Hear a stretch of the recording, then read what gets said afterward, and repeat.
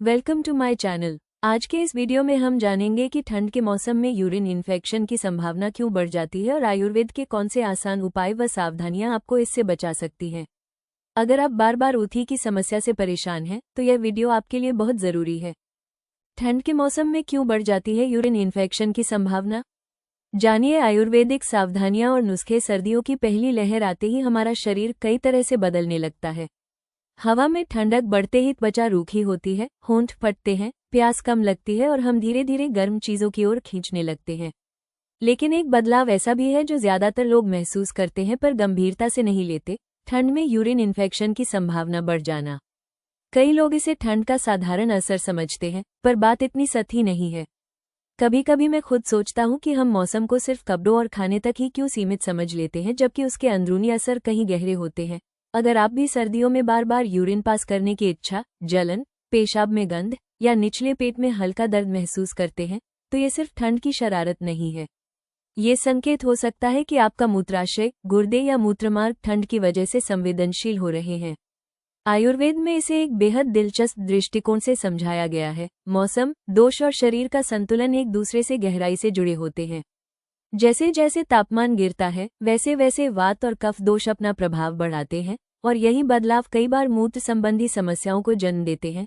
इसमें हम समझेंगे कि ठंड में यूरिन इन्फेक्शन क्यों बढ़ जाता है, आयुर्वेद इस समस्या को कैसे देखता है, किन लोगों में इसका खतरा ज्यादा होता है और किन सावधानियों व घरेलू नुस्खों से आप इस मौसम में खुद को सुरक्षित रख सकते हैं।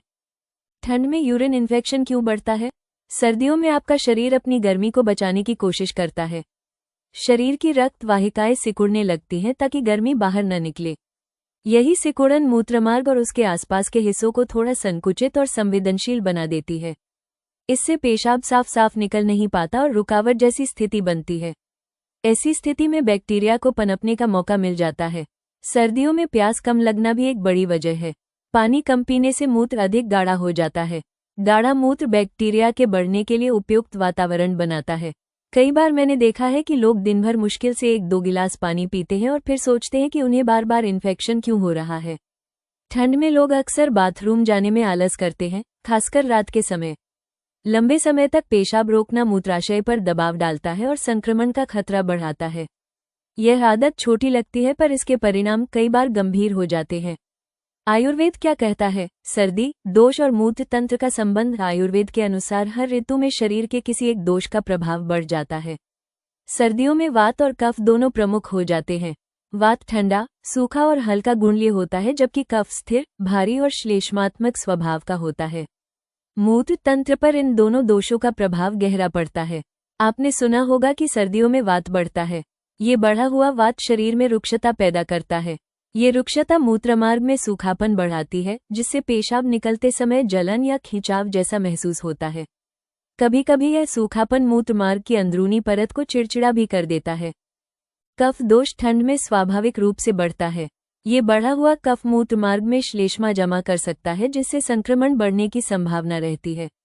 कुछ मामलों में यह मूत्र प्रवाह को भी धीमा कर देता है। जब मूत्र पूरी तरह बाहर नहीं निकलता तो बैक्टीरिया को बढ़ने के लिए सही परिस्थिति मिल जाती है। आयुर्वेद कहता है कि मूत्र के असंतुलन का कारण केवल बैक्टीरिया नहीं होता। दोषों का गड़बड़ाना, पाचन, अग्नि का कमजोर पड़ना और शरीर में आम, विषाक्त पदार्थ का जमा होना भी समान रूप से जिम्मेदार होते हैं। इसलिए आयुर्वेद किसी भी संक्रमण को केवल बाहरी कारणों से नहीं देखता, बल्कि पूरे सिस्टम की समग्र स्थिति का विश्लेषण करता है।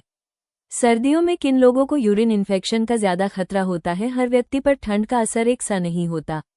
कुछ लोग थोड़ा सा तापमान गिरते ही असहज हो जाते हैं, वहीं कुछ बिल्कुल सामान्य महसूस करते हैं। पर कुछ समूह ऐसे होते हैं जिनमें सर्दियों में उल्टी का खतरा स्वाभाविक रूप से अधिक रहता है। 1. जिनकी प्यास बहुत कम लगती है। ये सबसे आम समूह है। सर्दियों में प्यास का सिग्नल धीमा पड़ जाता है। दिन भर पानी कम पीने से मूत्र गाढ़ा और भड़काऊ हो जाता है।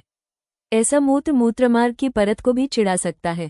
आपने खुद देखा होगा कि कई लोग सुबह से शाम तक पानी के बिना रह लेते हैं और फिर पेशाब में जलन या दर्द की शिकायत करते हैं। यह आदत धीरे धीरे संक्रमण का रास्ता खोल देती है। 2. जिनकी प्रतिरोधक क्षमता कमजोर होती है। अगर आपकी इम्यूनिटी कमजोर है तो सर्दी का मौसम आपके लिए मुश्किल हो सकता है। शरीर संक्रमणों के प्रति अधिक संवेदनशील हो जाता है। आयुर्वेद में इसे ओजस की कमी कहा जाता है। ये कमी शरीर को बैक्टीरिया से लड़ने में कमजोर बना देती है। 3. महिलाओं में उथी का खतरा स्वाभाविक रूप से अधिक होता है क्योंकि मूत्रमार्ग छोटा होता है। सर्दियों में कम पानी, ठंडे मौसम का प्रभाव और हार्मोनल बदलाव मिलकर जोखिम को और बढ़ा देते हैं। कई महिलाएं यह महसूस भी नहीं करती कि उनके हल्के लक्षण धीरे धीरे इन्फेक्शन में बदल रहे हैं। 4. वृद्धजन उम्र के साथ शरीर की चयापचय गति और पेशाब नियंत्रित करने की क्षमता धीमी पड़ती है। सर्दियों में कम पानी पीना, बार बार पेशाब रोकना और धीमा रक्त संचार वृद्धजनों में संक्रमण का खतरा बढ़ा देता है। सर्दियों में यूरिन इन्फेक्शन के लक्षण कैसे पहचानें?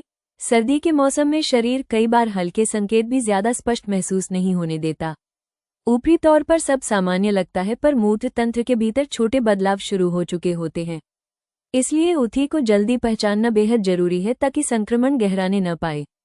अगर आपको पेशाब करने में हल्की जलन महसूस हो या बार बार पेशाब की इच्छा के बावजूद बहुत कम मूत्र आ रहा हो, तो इसे साधारण ठंड समझकर टालना समझदारी नहीं है।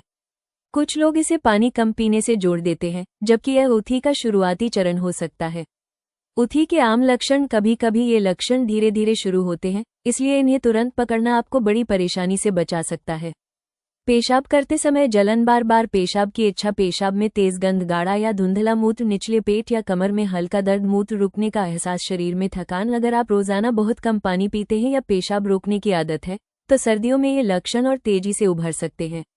इन संकेतों को जितना जल्दी समझेंगे उतना ही संक्रमण को रोकना आसान होगा। आयुर्वेदिक दृष्टि से उथी के कारण आयुर्वेद किसी भी रोग को केवल एक वजह से नहीं जोड़ता। ये शरीर की समग्र स्थिति को समझते हुए कारणों को कई स्तरों पर देखता है। उथी भी सिर्फ बैक्टीरिया की वजह से नहीं होता, बल्कि दोष, अग्नि और आम तीनों इसकी पृष्ठभूमि तैयार करते हैं। आयुर्वेद मानता है कि सर्दियों में वात और कफ दोनों सक्रिय हो जाते हैं। यही सक्रियता मूत्र तंत्र को प्रभावित करके संक्रमण के लिए संवेदनशील बनाती है। 1. वात वृद्धि। वात का स्वभाव ठंडा और सूखा है। जैसे ही सर्दी बढ़ती है, ये प्रकृति और प्रबल हो जाती है। मूत्रमार्ग में सूखापन, खिंचाव और हल्की जलन वात वृद्धि का परिणाम हो सकता है। कभी कभी वही सूखापन भीतर की परत को कमजोर कर देता है, जिससे संक्रमण का रास्ता बनता है। आपने देखा होगा कि सर्दियों में पेशाब रुक रुक कर आता है या मूत्रमार्ग में कसावट महसूस होती है। ये केवल मौसम का असर नहीं, बल्कि वात इम्बैलेंस का संकेत भी है। 2. कफ वृद्धि। कफ भारी और श्लेष्मात्मक गुण वाला है। सर्दियों में ये गुण और उभर जाता है। कफ की अधिकता मूत्रमार्ग में चिपचिपापन या अवरोध पैदा कर सकती है, जिससे बैक्टीरिया आसानी से पनपते हैं। कभी कभी मूत्र पूरी तरह बाहर नहीं निकल पाता और यह अधूरा निष्कासन संक्रमण का कारण बन जाता है। 3. अग्नि का कमजोर होना। भले ही सर्दियों में पाचन शक्ति सामान्यतः मजबूत होती है, लेकिन गलत भोजन, देर से खाना या तले भुने आहार से अग्नि कमजोर हो सकती है।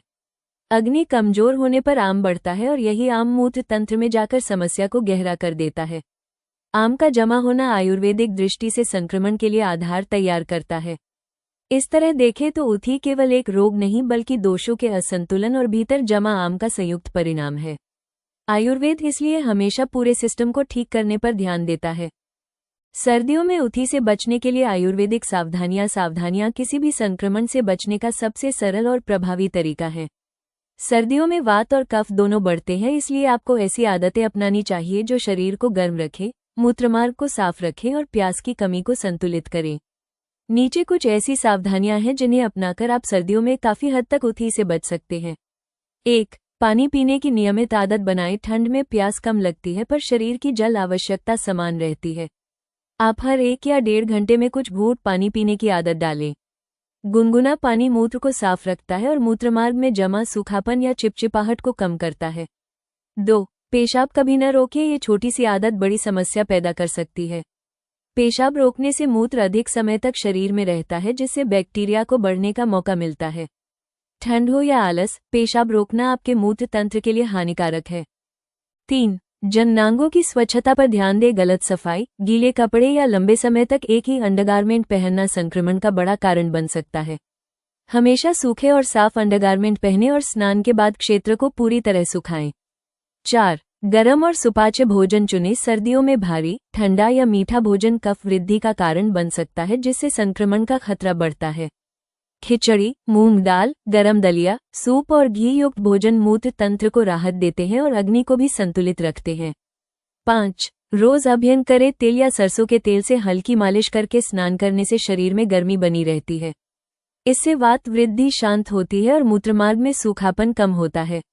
अभ्यंग सर्दियों में एक अत्यंत सुरक्षित और लाभकारी आदत है। 6. कपड़ों की लेयरिंग सही रखें। बहुत भारी ऊनी कपड़े कभी कभी पसीने को रोक देते हैं, जिससे क्षेत्र नम होकर बैक्टीरिया के लिए अनुकूल वातावरण बना देता है। लेयरिंग करें, लेकिन ऐसे कपड़े चुनें जिनसे त्वचा सांस ले सके। सर्दियों में उठी के लिए आयुर्वेदिक घरेलू नुस्खे। सर्दियों में शरीर को अतिरिक्त गर्माहट और पाचन शक्ति की जरूरत होती है। ऐसे मौसम में कुछ साधारण आयुर्वेदिक नुस्खे मूत्र तंत्र को साफ रखते हैं और संक्रमण की संभावना कम करते हैं। थोड़ी नियमितता और थोड़ी सावधानी आपको बड़े असहज अनुभवों से बचा सकती है। 1. गुनगुने पानी के साथ हल्दी। हल्दी प्राकृतिक जीवाणुनाशक मानी जाती है। अगर आप हल्के गुनगुने पानी के साथ रोज सुबह आधा चम्मच हल्दी लेते हैं तो यह मूत्रमार्ग की सूजन और जलन को शांत रखती है। हल्दी शरीर में आम को भी कम करती है, जो सर्दियों में जल्दी बनता है। 2. धनिया पानी। धनिया बीज मूत्रल गुण रखते हैं। रात में 1 चम्मच धनिया बीज को पानी में भिगोकर सुबह हल्का उबाल लें और गुनगुना होने पर पिएं। इससे मूत्र साफ रहता है और पेशाब की जलन में भी आराम मिलता है। यह नुस्खा कई आयुर्वेदिक ग्रंथों में वर्णित है। 3. नारियल पानी। सर्दियों में लोग इसे कम महत्व देते हैं, लेकिन नारियल पानी शरीर को स्वाभाविक रूप से साफ और संतुलित रखता है। यह मूत्रमार्ग में गर्मी और जलन को कम करता है। अगर हवा ठंडी हो तो आप नारियल पानी को कमरे के तापमान के पास थोड़ा गर्म कर सकते हैं ताकि ठंड न लगे। 4. गोखरू का काढ़ा। गोखरू मूत्र संबंधी रोगों में अत्यंत प्रभावी माना जाता है। इसका काढ़ा मूत्र प्रवाह को सहज करता है, जलन कम करता है और संक्रमण के जोखिम को घटाता है। बाजार में इसका पाउडर भी उपलब्ध है, लेकिन किसी आयुर्वेदिक वैद्य से सलाह लेकर ही सेवन करें। 5. तुलसी और अदरक का काढ़ा। तुलसी रोग प्रतिरोधक क्षमता बढ़ाती है और अदरक अग्नि को मजबूत रखता है। दोनों मिलकर मूत्रमार्ग के संक्रमण को रोकते हैं। ये काढ़ा सर्दियों में शरीर को गर्म भी रखता है, जिससे वात वृद्धि शांत रहती है और कफ जमा नहीं होता। सर्दियों में कौन सी जीवनशैली अपनानी चाहिए? सर्दियों में उठी केवल पानी की कमी से नहीं होता, बल्कि जीवनशैली भी इसे बढ़ावा दे सकती है। इसलिए ये समझना जरूरी है कि आपका दिन कैसा होना चाहिए ताकि शरीर भीतर से सुरक्षित रहे। 1. लंबे समय तक एक जगह न बैठिए। ठंड में लोग गर्म कंबल और हीटर के पास बैठना पसंद करते हैं, लेकिन इससे रक्त संचार धीमा पड़ जाता है। जब निचले हिस्से में रक्त प्रवाह कम होता है तो मूत्रमार्ग तक गर्मी सही तरह पहुंच नहीं पाती। हर थोड़ी देर में उठकर टहलना शरीर को सक्रिय रखता है। 2. स्नान का समय और पानी का तापमान सही चुनें। बहुत ठंडे पानी से स्नान मूत्रमार्ग को संकुचित कर सकता है, जिससे संक्रमण का जोखिम बढ़ जाता है। गुनगुने पानी से स्नान वात को शांत करता है और शरीर में गर्मी बनाए रखता है।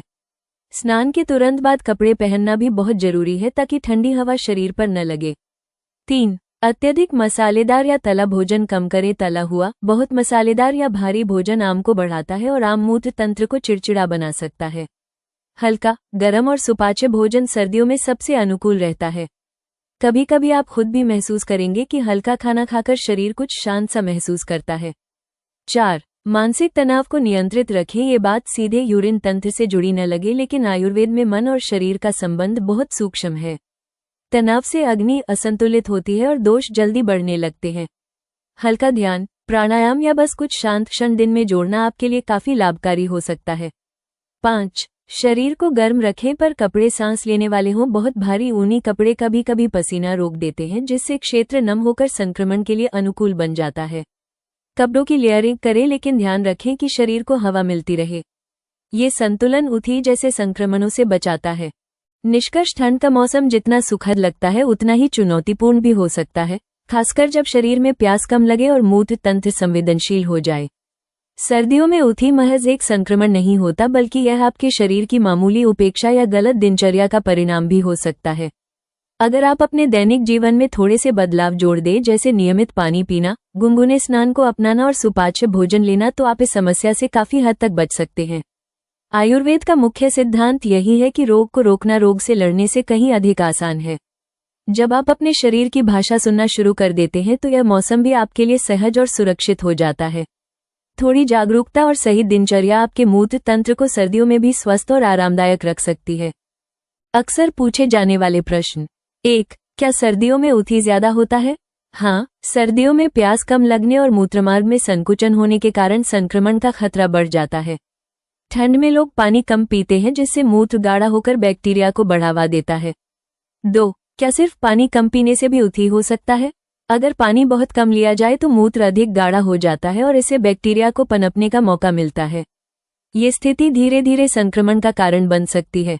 3. क्या उठी होने पर घर के नुस्खे मदद कर सकते हैं?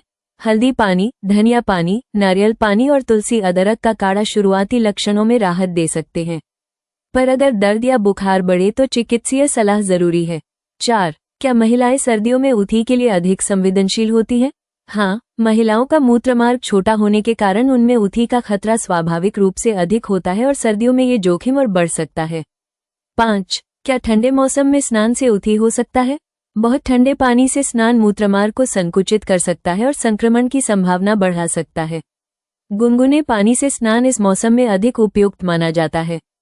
अगर यह जानकारी आपके लिए उपयोगी रही हो तो वीडियो को लाइक करें, अपने परिवार और दोस्तों के साथ शेयर करें और ऐसी ही आयुर्वेदिक व स्वास्थ्य से जुड़ी जरूरी जानकारियों के लिए हमारे चैनल को सब्सक्राइब करना न भूलें।